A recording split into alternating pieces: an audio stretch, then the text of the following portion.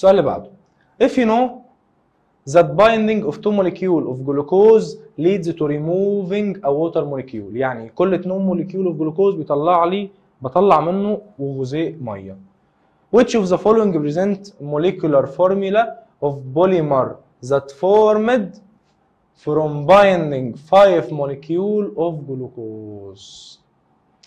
ايه ده بقى؟ هديك قانون يحل لك المعادله دي. تمام؟ تمام. انا هنا 5 موليكيول اوف جلوكوز هتحدهم مع بعض، يبقى انا طلعت كام جزيء ميه؟ طلعت 4 ووتر موليكيول. تمام؟ تمام. 4 ووتر موليكيول يعني 4 H2O.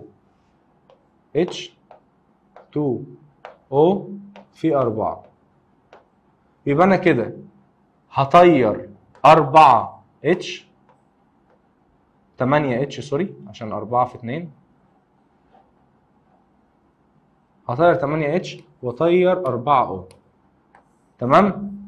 تمام. طب تيجي الصيغه العامه للكربوهيدرات كانت ايه؟ C 1 H2 O1.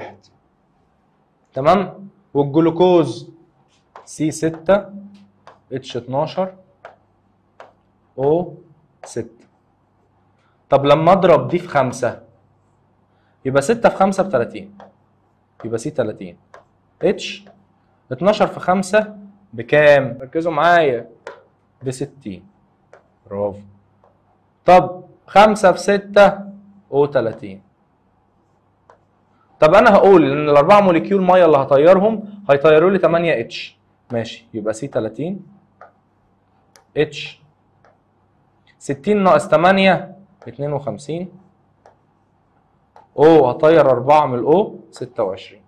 دي صيغه الخمسه موليكيول جلوكوز سي 30 اتش 52 و26. هي دي. يبقى من الاول عشان احل دي احلها ازاي؟ انا عملت بايندنج 5 موليكيول جلوكوز. تمام؟ تمام. لما ببايند 2 موليكيول جلوكوز بطير 1 ميه. طب لما بايند 5 قلنا ان لما بايند 5 عدد جزيئات الميه اللي هتطلع هتساوي 5 ناقص 1 يبقى 4.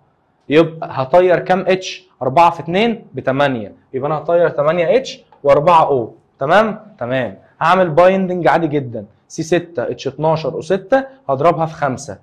تمام؟ تمام. ادتني سي 30 اتش 60 او 30. تمام؟ تمام. هطير بقى ال 8 اتش من ال 60 يبقى اتش 52 وسي 30 واو هطير منها 4 يبقى او 26 بس.